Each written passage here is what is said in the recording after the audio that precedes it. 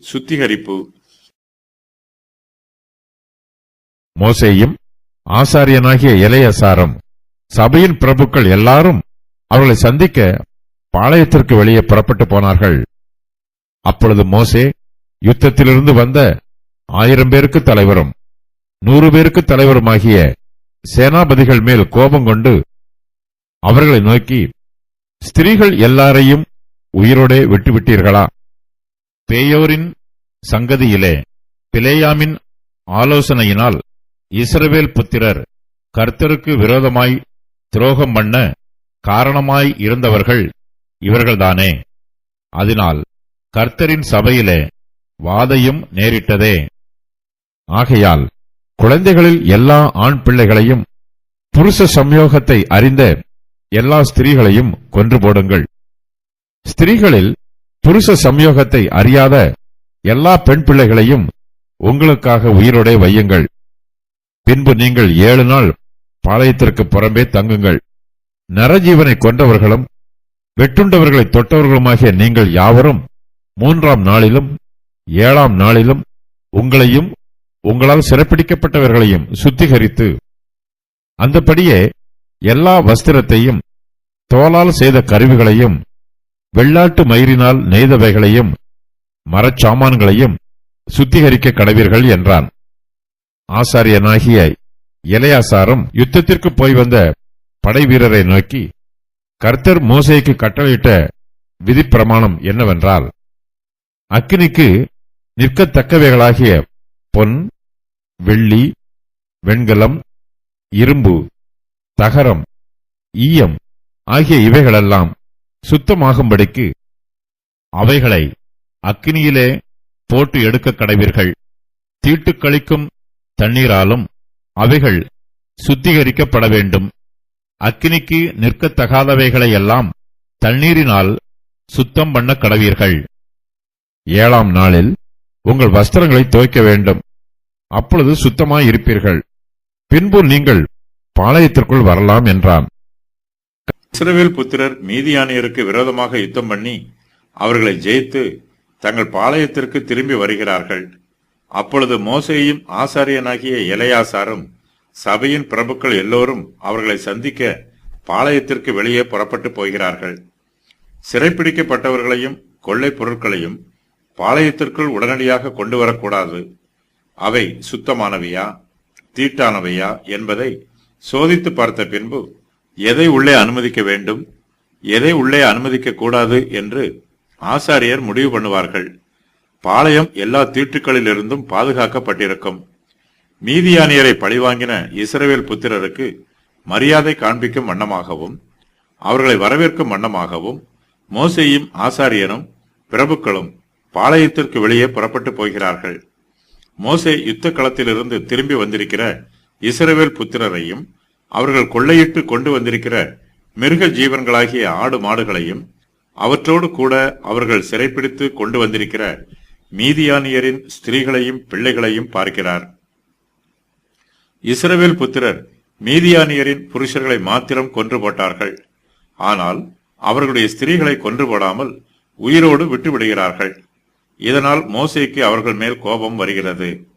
அப்பொழுது மோசே யுத்தத்திலிருந்து வந்த 1000 பேருக்கு தலைவரும் 100 பேருக்கு தலைவரும் ஆகிய சேனாபதிகள் மேல் கோபம் கொண்டு அவர்களை நோக்கி, ஸ்திரீகள் எல்லோரையும் உயிரோடே விட்டுவிட்டீர்களே.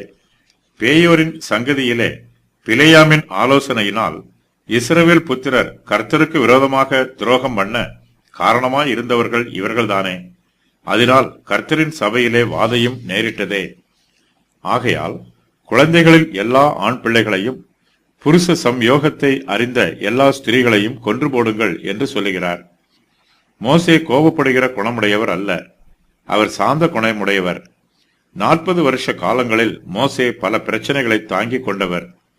கல்மலையை பார்த்து பேசுவதற்கு பதிலாக மோசே அதை 2 தரம் அடித்தபோது அவர் கோபப்பட்டிருக்கலாம்.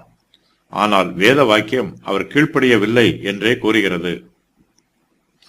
இஸ்ரவேல் புத்திரர் தொடர்ந்து பாவம் செய்து கர்த்தருக்கு எதிராக கலகம் பண்ணி தோல்விகளை சந்தித்த போது மோசே அமைதியை காத்துக்கொண்டார். மோசே கோபப்பட்ட சமயங்களில் எல்லாம் கர்த்தரும் கோபப்பட்டிருக்கிறார். இஸ்ரவேலரின் தொடர்ச்சியான பாவம் கர்த்தரை கோபப்பட வைத்தது. கர்த்தர் மோசேயைப் போல பொறுமையோடு இருக்க வேண்டிய அவசியம் இல்லை. மோசே கர்த்தருக்கும் ஜனங்களுக்கும் நடுவே மத்தியஸ்தராகவும் பரிந்து பேசுகிறவராகவும் இருக்கிறார். பல சமயங்களில் மோசே கர்த்தருடைய கோபத்தை அமைதிப்படுத்தி இருக்கிறார். மோசே பரிந்து பேசவில்லை என்றால் கர்த்தர் தமக்கு எதிராக கலகம் பண்ணிய ஆயிரக்கணக்கான ஜனங்களை சங்காரம் பண்ணி இருந்திருப்பார். மோசே கோபம் கொண்ட சம்பவங்களை பற்றி பரிசுத்த வேதாகமத்தில் சொல்லப்பட்டிருக்கிறது.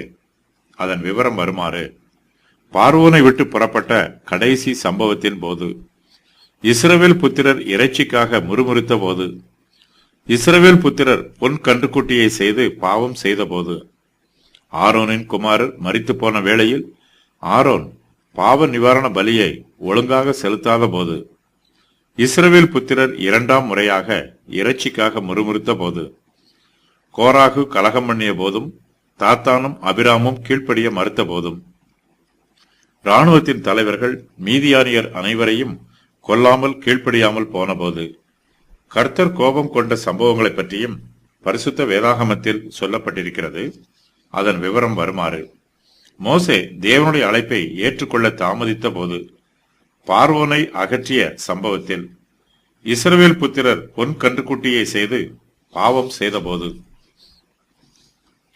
ஆசாரியர் மதுபானம் அருந்தி ஆசாரிய ஊழியம் செய்தபோது, இஸ்ரவேல் புத்திரர் குற்றம் சுமத்திய போது, இஸ்ரவேல் புத்திரர் இறைச்சிக்காக முறுமுறுத்த போது, இஸ்ரவேல் புத்திரர் பேராசைப்பட்டு பெருந்தீனியாக புசித்த போது, மீரியாமும் ஆரோனும் பாவம் செய்த போது, கோராகுவிற்கும் அவனுடைய கூட்டத்தாருக்கும் தேவன் விதித்த நியாய தீர்ப்புக்கு எதிராக இஸ்ரவேல் புத்திரர் கலகம் பண்ணிய போது, பிலேயாமின் இருமாப்பை கர்த்தர் கண்டபோது, இஸ்ரவேல் புத்திரர் விக்கிரக ஆராதனையிலும் வேசித்தனத்திலும் விழுந்தபோது, இஸ்ரவேல் புத்திரர் காதேஸ் பர்னேயாவில் கலகம் பண்ணிய போது, மோசே கட்பாறையை 2 தரம் அடித்து பாவம் செய்தபோது, ஆரோன் பாவம் செய்தபோது.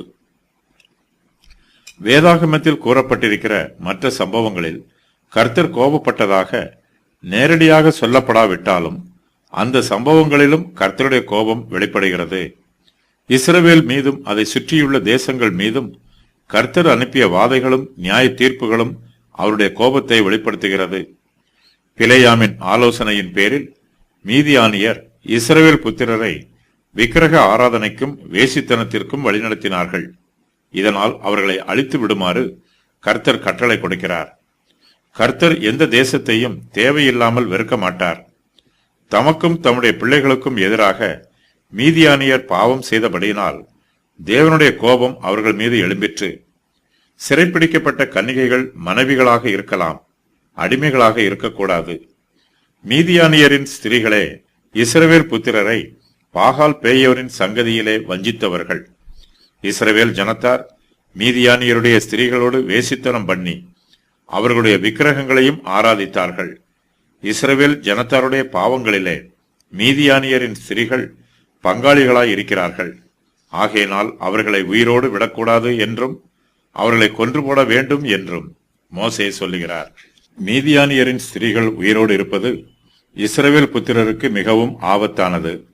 இஸ்ரவேல் புத்திரர் அந்த ஸ்திரீகளை சிறைப்பிடித்துக் கொண்டு வந்திருக்கிறார்கள். இஸ்ரவேல் புத்திரர் அந்த ஸ்திரீகளோடு மறுபடியுமாய் வேசித்தனம் பண்ணுவதற்கும் அவர்களுடைய விக்கிரகங்களை ஆராதிப்பதற்கும் வாய்ப்பு உண்டாகும். மீதியானியரின் ஸ்திரீகள் இப்போது சிறைப்பிடிக்கப்பட்டவர்களாக இருந்தாலும் அவர்கள் உயிரோடு இருப்பதினால் பிற்காலத்தில் இஸ்ரவேல் புத்திரரை ஜெயிப்பதற்கு வாய்ப்புள்ளது. சிறைப்பிடிக்கப்பட்டவர்கள் ஜெயம் பெறுவார்கள். இஸ்ரவேல் ஜனத்தார் மீதியானியரின் புருஷர்களை கொன்று போட்டாலும் பிற்காலத்தில் மீதியானியரின் ஸ்திரீகள் இஸ்ரவேல் புத்திரரை அழித்து போடுவதற்கு வாய்ப்புள்ளது. ஆகையினால் மீதியானியரின் ஸ்திரீகள் எல்லோரையும் கொன்று போட வேண்டும் என்று மோசே சொல்லுகிறார். சிறைப்பிடிக்கப்பட்ட மீதியானியரில் யாரை உயிரோடு வைக்க வேண்டும் என்று, யாரை கொன்று போட வேண்டும் என்றும் மோசே சொல்லுகிறார். மோசே யுத்தத்திலிருந்து வந்தவர்களை நோக்கி, குழந்தைகளில் எல்லா ஆண் பிள்ளைகளையும் புருஷ சம்யோகத்தை அறிந்த எல்லா ஸ்திரீகளையும் கொன்று போடுங்கள். ஸ்திரீகளில் புருஷ சம்யோகத்தை அறியாத எல்லா பெண் பிள்ளைகளையும் உங்களுக்காக உயிரோடு வையுங்கள் என்று சொல்லுகிறார். ஆண் பிள்ளைகள் வளர்ந்து இஸ்ரவேல் புத்திரரை பழிவாங்குவதற்கு முயற்சி பண்ணக்கூடாது என்பதற்காக இந்த கட்டளை கொடுக்கப்படுகிறது. ஆதாத்தின் வாழ்வில் நடைபெற்ற சம்பவம் இதற்கு ஓர் எடுத்துக்காட்டாகும். கர்த்தருடைய பிரமாணத்தின்படி இஸ்ரவேல் புத்திரர் தங்களை சுத்திகரித்துக் கொள்ள வேண்டும். அவர்கள் 7 நாட்களுக்கு பாளையத்திற்கு புறம்பே தங்க வேண்டும். அவர்கள் யாவரும் 3ஆம் நாளிலும் 7ஆம் நாளிலும் தங்களையும் தங்களால் சிறைப்பிடிக்கப்பட்டவர்களையும் சுத்திகரிக்க வேண்டும். மீதியானியரோடு யுத்தத்திற்கு போன இஸ்ரவேல் புத்திரர் நர ஜீவன்களை கொண்டவர்களாகவும் வெட்டுண்டவர்களை தொட்டவர்களாகவும் இருக்கிறார்கள். அவர்கள் யாவரும் தங்களை 3ஆம் நாளிலும் 7ஆம் நாளிலும் சுத்திகரித்துக் கொள்ள வேண்டும். இது கர்த்தருடைய சுத்திகரிப்பின் பிரமாணம். மோசே யுத்தத்திலிருந்து வந்த இஸ்ரவேல் புத்திரரை நோக்கி, நீங்கள் 7 நாள் பாளையத்திற்கு புறம்பே தங்குங்கள். நரஜீவனை கொண்டவர்களும் வெட்டுண்டவர்களை தொட்டவர்களுமாகிய நீங்கள் யாவரும் 3ஆம் நாளிலும் 7ஆம் நாளிலும் உங்களையும் உங்களால் சிறைப்பிடிக்கப்பட்டவர்களையும் சுத்திகரித்து, அந்தபடியே எல்லா வஸ்திரத்தையும் தோலால் செய்த கருவிகளையும் வெள்ளாட்டு மயிரினால் நெய்தவைகளையும் மரச்சாமான்களையும் சுத்திகரிக்க கடவீர்கள் என்று சொல்லுகிறார். ஒரு போர் வீரனும் 7 நாட்களுக்கு தன்னை சுத்திகரித்துக் கொள்ள வேண்டும்.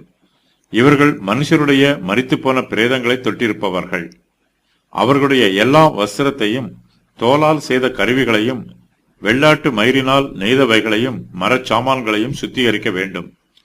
சுத்திகரிப்பின் நாட்கள் நிறைவேறின பின்பு இஸ்ரவேல் புத்திரர் தங்கள் பாளையங்களுக்குள் பிரவேசிக்கலாம். கர்த்தருடைய பிரமாணத்தின்படி அவர்கள் சுத்திகரிக்கப்படும் போது அவர்களுடைய சரீரமும் மனதும் சுத்திகரிக்கப்படும். அவர்கள் யுத்த களத்திலே சத்துருக்களை பட்டயத்தினால் வெட்டினார்கள். இதனால் அவர்களுடைய சரீரம் தீட்டுப்பட்டிருக்கிறது. மேலும் சத்துருக்களை வெட்டும்போது அவர்களுடைய மனதில் கோபமும் கொலை வெறியும் அதிகமாயிருக்கும். இஸ்ரவேல் புத்திரர் சுத்திகரிக்கப்படும் போது அவர்களுடைய மனதில் உள்ள கோபங்களும் கொலை வெறிகளும் அவர்களை விட்டு நீங்கி அவர்களுடைய மனதும் சுத்தமாகும். இஸ்ரவேல் புத்திரர் மீதியானியருடைய ஆஸ்திகளை கொள்ளையிட்டு கொண்டு வந்திருக்கிறார்கள். மீதியானியரின் ஸ்திரீகளையும் குழந்தைகளையும் சிறைப்பிடித்து அவர்களுடைய ஆடு மாடுகளையும் கொள்ளையிட்டு கொண்டு வந்திருக்கிறார்கள். யுத்தத்தில் இருந்து திரும்பி வந்திருக்கிற இஸ்ரவேல் புத்திரர் தங்களுடைய கொள்ளை பொருட்களையெல்லாம் சுத்தம் பண்ண வேண்டும். இஸ்ரவேல் புத்திரர் யாவரும் 3ஆம் நாளிலும் 7ஆம் நாளிலும் தங்களையும் தங்களால் சிறைப்பிடிக்கப்பட்டவர்களையும் சுத்திகரிக்க வேண்டும். மேலும் தாங்கள் கொள்ளையிட்டு கொண்டு வந்திருக்கிற கொள்ளை பொருட்களையும் அவர்கள் சுத்திகரிக்க வேண்டும்.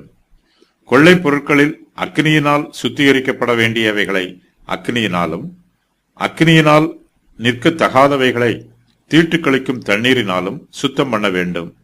ஆசாரியனாகிய எலெயாசாரும் யுத்தத்திற்கு போய் வந்த படை வீரரை நோக்கி, கர்த்தர் மோசேக்கு கட்டளையிட்ட விதிப்பிரமாணம் என்னவென்றால், அக்கினிக்கு நிற்கத்தக்கவைகளாகிய பொன், வெள்ளி, வெண்கலம், இரும்பு, தகரம், ஈயம் ஆகிய இவைகள் எல்லாம் சுத்தமாகும்படிக்கு அவைகளை அக்கினியிலே போட்டு எடுக்க கடவீர்கள்.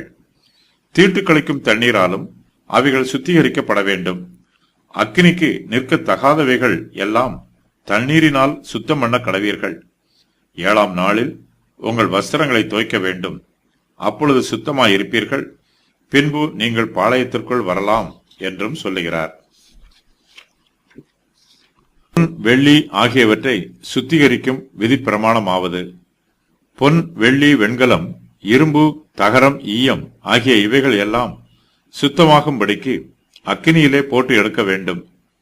தீட்டுக்களிக்கும் தண்ணீராலும் அவைகள் சுத்திகரிக்கப்பட வேண்டும். அக்கினிக்கு நிற்கத்தகாதவைகளை எல்லாம் தண்ணீரினால் சுத்தம் பண்ண வேண்டும். 7ஆம் நாளில் யுத்த வீரர்கள் தங்கள் வஸ்திரங்களை துவைக்க வேண்டும். அப்பொழுது சுத்தமாயிருப்பார்கள். பின்பு அவர்கள் பாளையத்திற்குள் வரலாம்.